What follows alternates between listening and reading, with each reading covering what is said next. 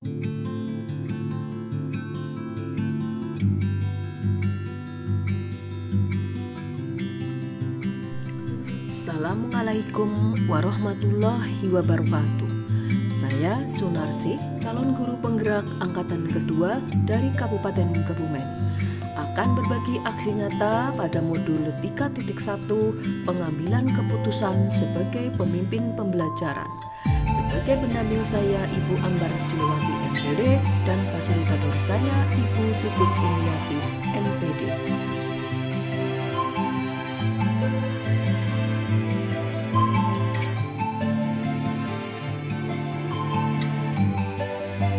Berikut adalah kasus yang saya hadapi baru-baru ini. Berdasarkan rapat dengan paguyuban wali kelas 6 bahwa mereka menghendaki diadakan tambahan pelajaran atau les pada waktu sore hari bagi anak-anak mereka. Namun, membaca surat keputusan Bupati Kebumen tentang pemberlakuan PTM terbatas dengan kehadiran siswa 50% dan waktu pembelajaran hanya 2 jam. Hal ini menjadikan kasus dilema etika bagi saya. Di satu sisi, saya harus menyelesaikan materi terkait kelas 6 dengan adanya ujian sekolah, di mana materi harus dapat diselesaikan sebelum ujian sehingga membutuhkan tambahan waktu. Sementara di sisi lain, saya juga harus mematuhi aturan dari pemerintah yang masih harus membatasi pertemuan dan juga larangan kumpul dalam waktu yang lama. Adanya dilema etika tersebut dalam mengambil langkah tentu dengan berbagai pertimbangan terkait protokol kesehatan karena pandemi belum berakhir. Saya melakukan koordinasi dan diskusi dengan kepala sekolah dan rekan guru untuk meminta pertimbangan. Akhirnya didapati suatu keputusan bahwa kegiatan tambahan pelajaran dilaksanakan dengan selalu mematuhi protokol kesehatan.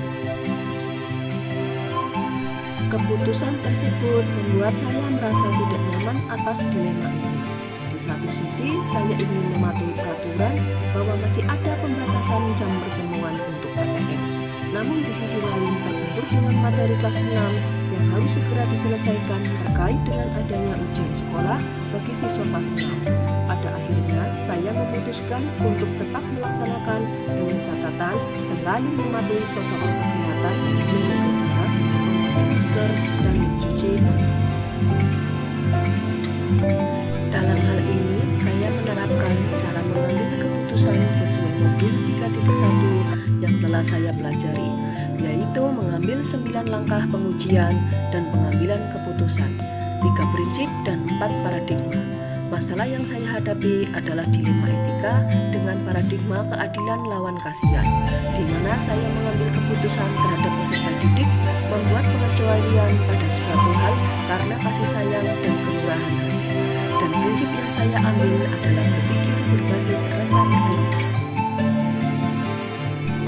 Berikut adalah 9 langkah yang sebaiknya dilakukan sebelum memutuskan sesuatu. 1. Mengenali bahwa ada nilai-nilai yang saling bertentangan dalam situasi ini. Tidak mematuhi aturan. 2. Menentukan siapa yang terlibat dalam situasi ini, kepala sekolah, guru, dan orang tua. 3. Kumpulkan fakta-fakta yang relevan dengan situasi ini. Rasa kasihan dan peduli dengan siswa dengan adanya pembelajaran jarak jauh kurang dapat menerima materi pelajaran dengan baik. Sementara untuk PTM belum dapat dilaksanakan 100%. Yang keempat, pengujian benar atau salah. Ya, karena belum diperbolehkan. 5. Pengujian paradigma benar lawan benar. Ya, karena ada rasa kasihan kepada siswa yang kurang bisa menerima materi dengan pembelajaran jarak jauh. 6. Melakukan prinsip resolusi, berpikir berbasis rasa peduli. Yang ketujuh, investigasi opsi trilema, siswa mengikuti les secara privat. Yang kedelapan, buat keputusan, melaksanakan les dengan protokol kesehatan. Yang kesembilan, lihat lagi keputusan dan refleksikan, melaksanakan kegiatan les dengan protokol kesehatan dengan pertemuan yang masih terbatas. Serangkaian kegiatan pembelajaran pada modul 3.1 tentang pengambilan keputusan sebagai pemimpin pembelajaran yang sudah saya pelajari menambah pengetahuan dan keterampilan yang sangat diperlukan dalam mengambil keputusan sebagai pemimpin pembelajaran ketika menghadapi situasi dilema etika, sehingga saya yakin dengan keputusan yang saya ambil.